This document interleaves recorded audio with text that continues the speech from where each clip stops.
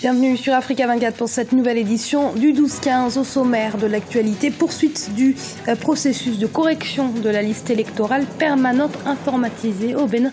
Un processus qui ne suscite pas forcément l'engouement des populations.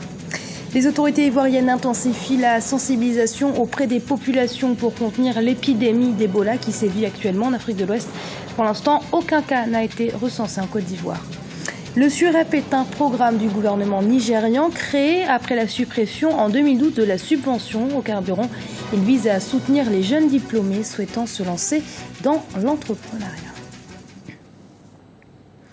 Au Bénin, le processus de correction de la liste électorale permanente informatisée suit son cours, officiellement annoncé pour le 10 novembre à la phase d'enregistrement complémentaire des citoyens et de l'affichage de la liste provisoire des électeurs potentiels a démarré ce vendredi. Reportage de notre correspondante Chérel Yowatawema.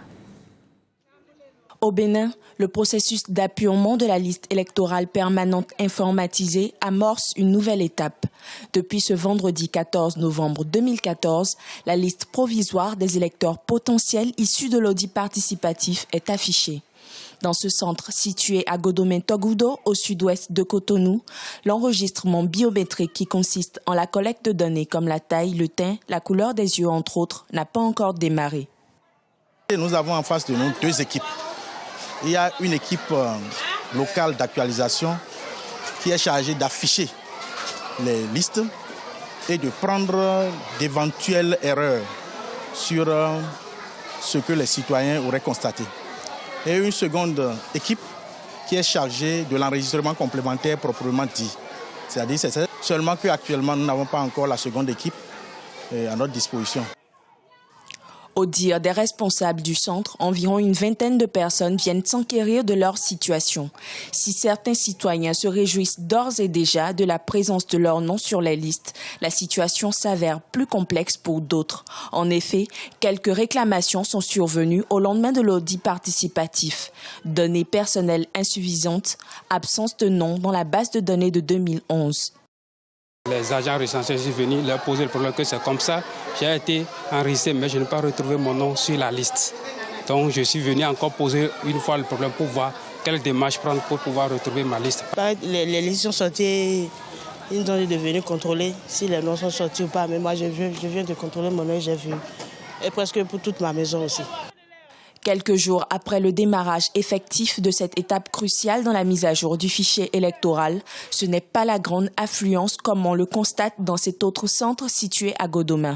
Pour les agents recenseurs, l'absence des kits d'enregistrement de données biométriques émousse la motivation des populations à se rendre dans les différents centres. Il faut rappeler que cette phase d'enregistrement complémentaire va durer 10 jours.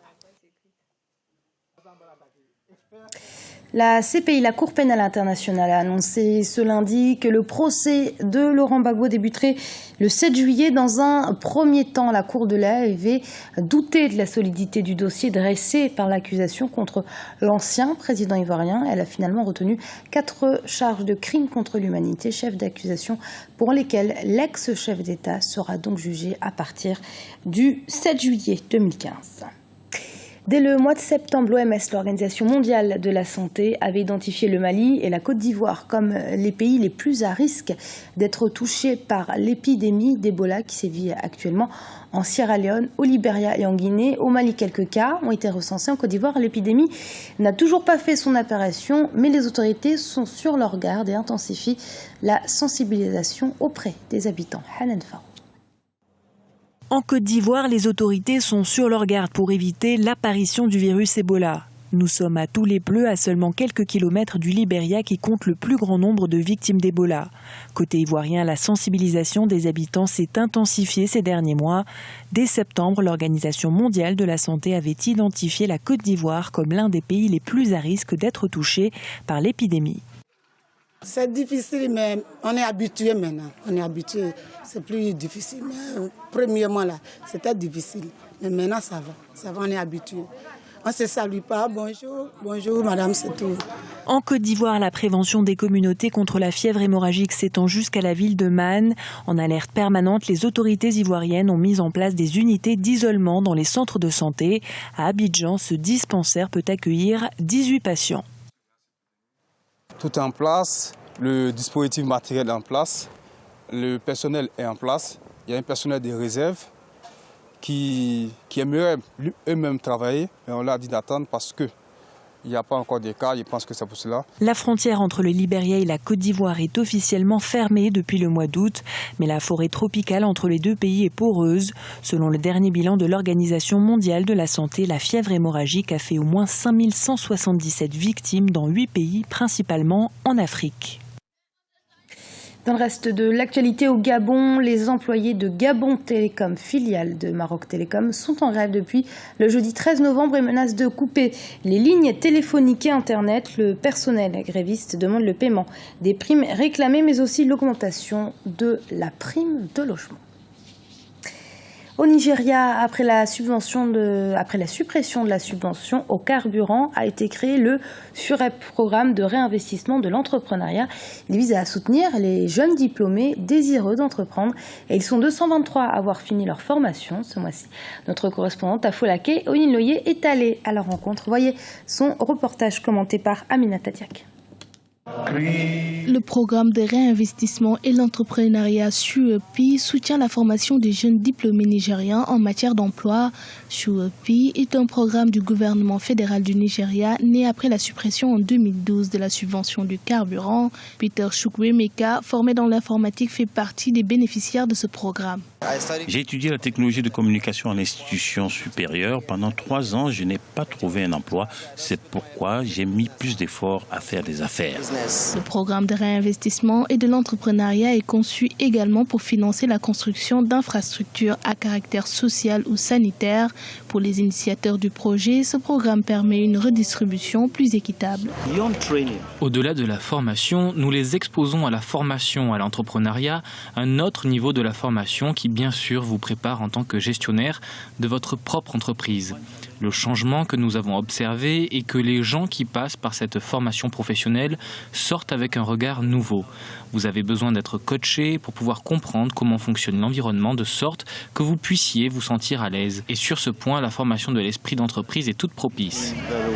Pour le mois de novembre, 223 nouveaux jeunes ont achevé leur formation à Abuja, la capitale nigériane. Dans le domaine de la santé, par exemple, plus de 4600 agents ont été recrutés depuis sa création.